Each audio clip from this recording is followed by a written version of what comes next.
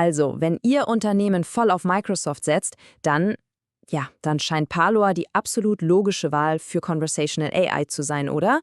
Aber, und das ist ein großes Aber, was, wenn genau diese vermeintlich sichere Wahl Sie am Ende total ausbremst? Genau das wollen wir heute mal herausfinden. Passt Parloa wirklich zu Ihnen oder gibt es da draußen vielleicht etwas Besseres? Genau diese Frage wollen wir heute beantworten. Sehen Sie das hier einfach als Ihren persönlichen Wegweiser, um die absolut richtige Entscheidung für Ihr Team zu treffen. Also, fangen wir an. Okay, als erstes müssen wir natürlich verstehen, warum Parloa überhaupt so oft als Standardlösung gilt. Das gibt uns eine super Ausgangsbasis, um dann die Alternativen wirklich fair bewerten zu können. Also, was ist Parloa im Grunde? Es ist eine Management-Plattform für KI-Agenten, die, und das ist der entscheidende Punkt, super tief im Microsoft Azure-Ökosystem verankert ist.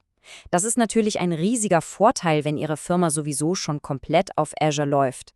Aber was ist mit allen anderen? Tja, für die kann dieser Vorteil ganz schnell zum goldenen Käfig werden. Und genau hier wird's jetzt richtig spannend. Denn obwohl Parloa seine Stärken hat, gibt es 3 wirklich handfeste, pragmatische Gründe, warum sich viele Teams trotzdem nach Alternativen umschauen. Und den ersten davon sehen wir uns jetzt mal genauer an. Punkt Nummer 1: die Budgetunsicherheit. Das ist wohl der größte Albtraum für jeden Entscheidungsträger. Kosten, die man einfach nicht vorhersehen kann, die völlig intransparent sind. Sowas kann ein Projekt lahmlegen, bevor es auch nur einen einzigen Schritt gemacht hat. Stellen Sie sich das wie einen Eisberg vor. Oben, an der Oberfläche, sehen Sie vielleicht einen Preis. Aber die wirklichen, die fetten Kosten, die lauern unter der Wasseroberfläche. Es gibt keine öffentlichen Preislisten, dann kommen noch die Implementierungskosten durch die Partner dazu, versteckte Gebühren, eine verlässliche Budgetplanung wird da fast unmöglich. Und das ist pures Gift für den Genehmigungsprozess Ihres Projekts.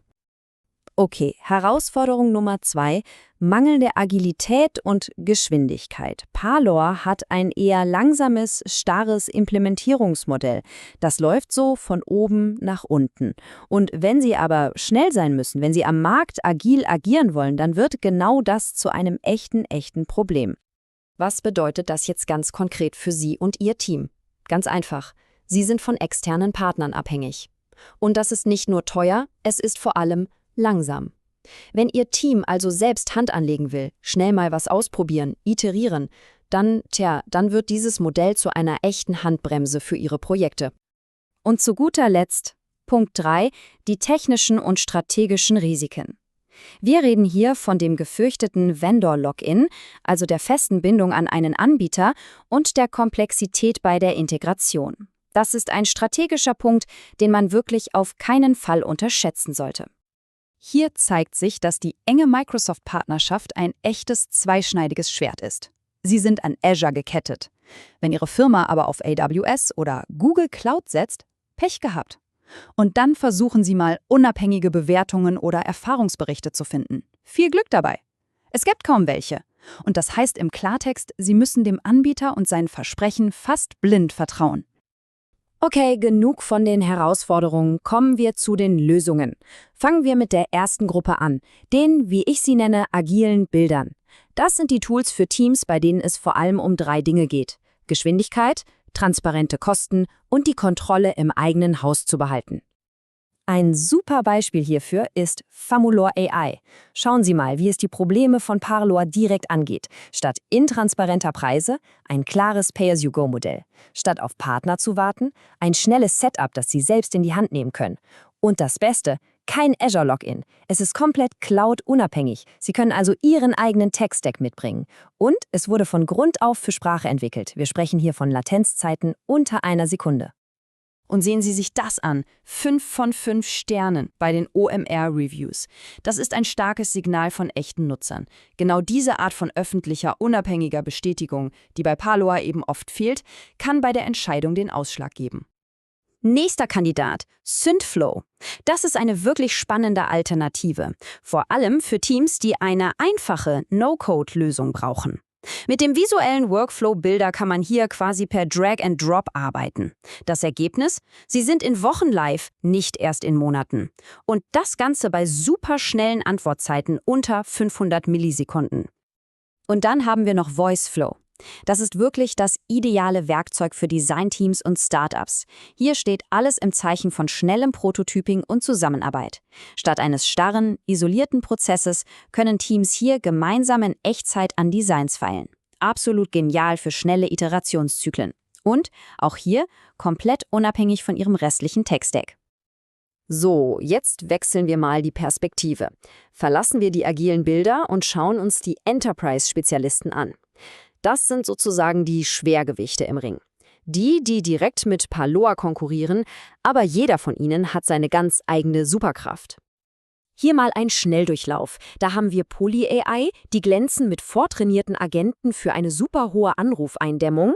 Dann Blend, die bieten eine schier unglaubliche Skalierbarkeit. Wir reden von bis zu 1 Million gleichzeitiger Anrufe.